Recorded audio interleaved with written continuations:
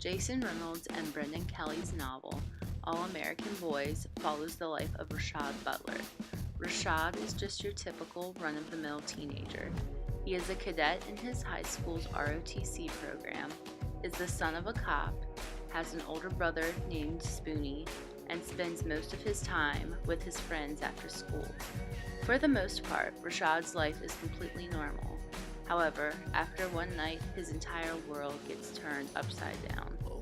On his way to meet his friends at a party, Rashad stops in at a nearby convenience store to purchase a bag of chips. After bending down to check his phone that's in his ROTC bag, a woman accidentally falls over Rashad. A cop that is also in the store mistakenly assumes that Rashad, an African American youth, assaulted the woman and was attempting to steal the bag of chips. This slight misunderstanding blows the situation out of proportion and chaos ensues.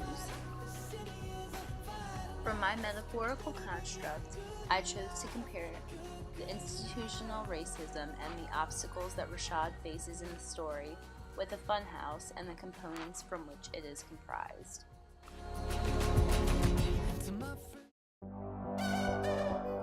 Rashad experiences institutionalized racism in the story when Paul Galuzzo, a white cop, assaults and arrests Rashad because of his race and color. Young black men like Rashad become entrapped by institutionalized racism and must face crazy and ridiculous obstacles throughout their lives in order to survive. This is like how patrons of a funhouse are faced with various types of potentially dangerous obstacles before they can exit the building. One element that a funhouse features are rules and guidelines that its customers must read prior to entering to ensure the safety of its patrons and avoid any possible injuries. This precautionary warning is similar to the talk that many young men of color receive from their parents.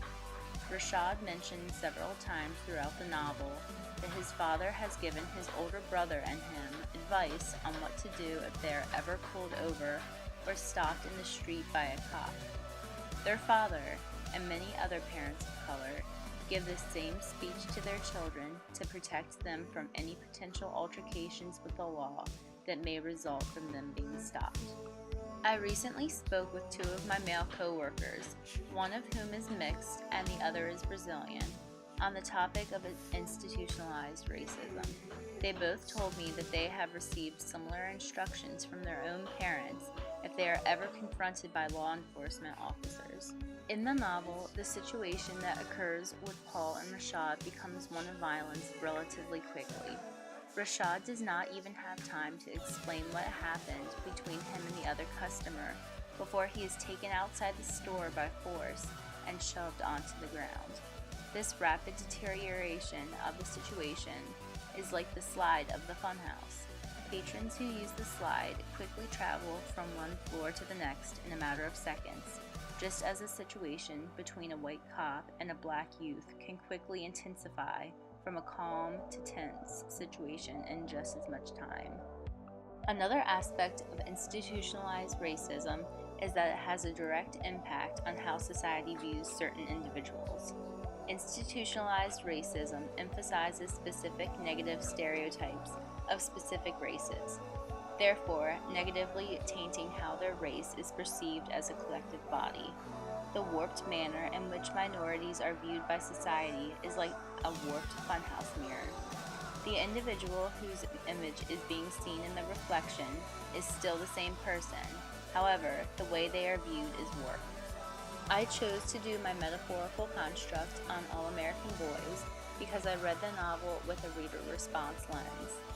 Although I have personally never been involved in any kind of protest, the 2015 Freddie Gray protests took place very close to where I live in Baltimore, Maryland. Reading this novel shows how racism happens everywhere, even in the places you'd least expect, and that anyone can be affected by it. Navigating the maze of a funhouse may not be difficult for most people. However, some people may become scared of the obstacles that it presents. It is in the same way that institutional racism does not cause problems for a majority of the population. but for minority groups, it is still a major issue that has yet to be successfully hurdled.